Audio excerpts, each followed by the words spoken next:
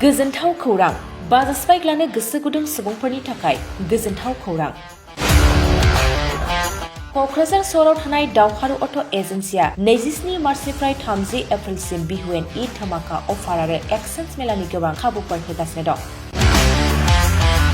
दावहारु auto' एजेन्सिनिफ्राय बायगिरि बिथांमोना 7,999 राङावनो lowest down payment होनानै Bajaj bike लानो हागोन। दावहारु अट' एजेन्सि श'रुमजों लोगोसे कारिगाव फेस्टिभ आउटलेट आरो दतमा फेस्टिभ आउटलेट आरो भटगाव फेस्टिभ आउटलेट ब्रान्च श'रुमाव होबाय थानाय बिहु एन्ड ईद धमाका अफार आरो एक्सचेन्ज मेलायाव फैनानै नोंथांनि लुबैनाय बाजाजनि बाइकखौ लांफैनो हागोन।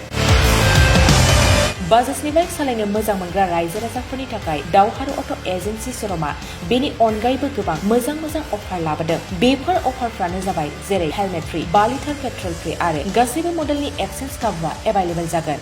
आरोबाव गुबुन मोनसे मोजां खाबुआ जादों 500 रां होग्रोनानै गोसोबादि बाइकखौ नोंथाङा आवगायना दोननो हागोन। गोबां बाथ्रा मिथिबावनो थाखाय 600039878822018193 जानबुं नाम्बारनि गेजेरजों खौरां लाहरनो हागोन।